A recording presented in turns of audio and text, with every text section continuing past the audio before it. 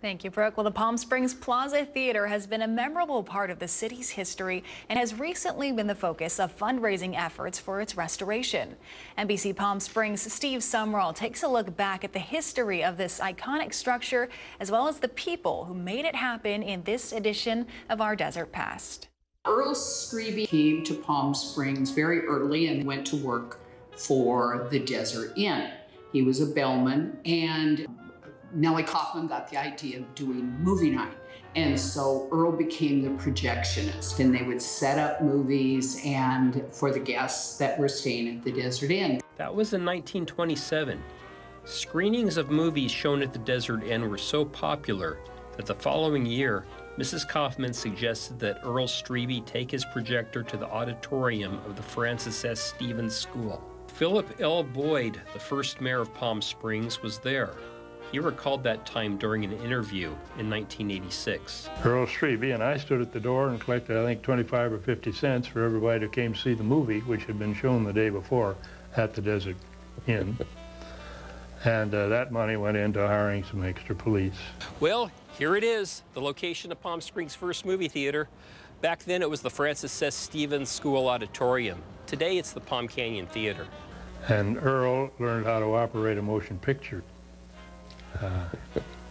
machine, and soon started his first movie, and later on he had 6 or 8 of them around the valley and up in the mountains and so on. It was his very successful career. So he had the Palm Springs Drive-In, the Plaza Theater, the Village Theater, a theater in Lake Arrowhead, one in Big Bear, and one in Newport Beach. So he was pretty diversified as far as being a theater owner.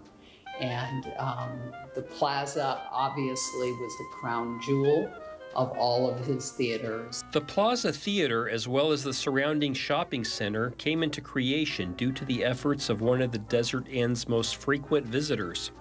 Her name was Julia Cornell, and she was the wife of one of the founders of the prestigious National Cash Register Company. She would come out here, and there was never a place that she liked to shop.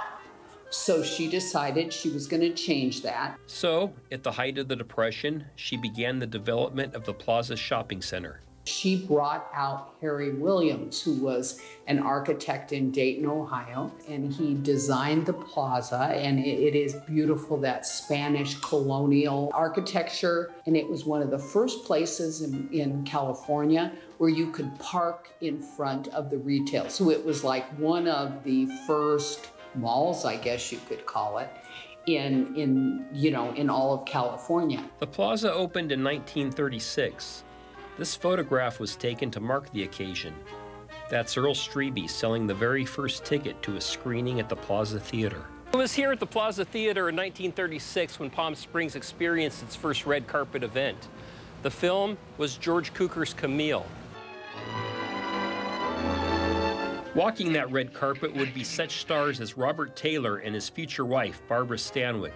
However, over the years, there have been some debate about the presence of the film's co-star, Greta Garbo. Palm Springs historian Renee Brown sets the record straight. Earl Streaby says that Greta Garbo was there, but she snuck up into the balcony, and she was definitely not dressed for the debut, and she quietly went up there and watched the movie.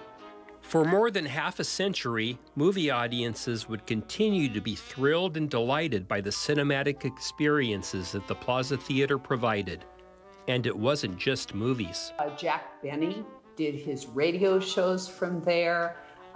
They have done so many things. They even had a ballet there at one time, and they had the red carpet, and people came in all of their gala wear and to go to the ballet. And they've had quite a few different events. Now the Palm Springs Follies was there.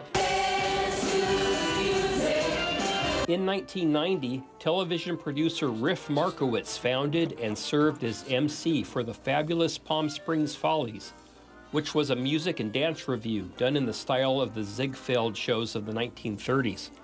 Consisting of performers that were 55 years of age or older, the Follies ran until 2014. As for Earl Streaby, he was elected to the Palm Springs City Council in 1949 and served a total of 7 years. His affiliation with the Plaza ended in 1974 when he leased the property to theatrical chain owner Fred Stein. Earl Streaby passed away in 1994. The theater that he once owned still sits here along Palm Canyon Drive. Since the Palm Springs Follies ceased production, it has been non-operational. In spite of it being closed for so long, citizens of this community have not lost interest in the Plaza Theater. As a matter of fact, fundraising efforts are underway right now to see to it that these box offices are opened once again. There's a whole group that are working to remodel it, and renovate it, and bring it back to its former glory, and we're all looking forward to that. For Our Desert Past, Steve Sumrall, NBC Palm Springs, News First.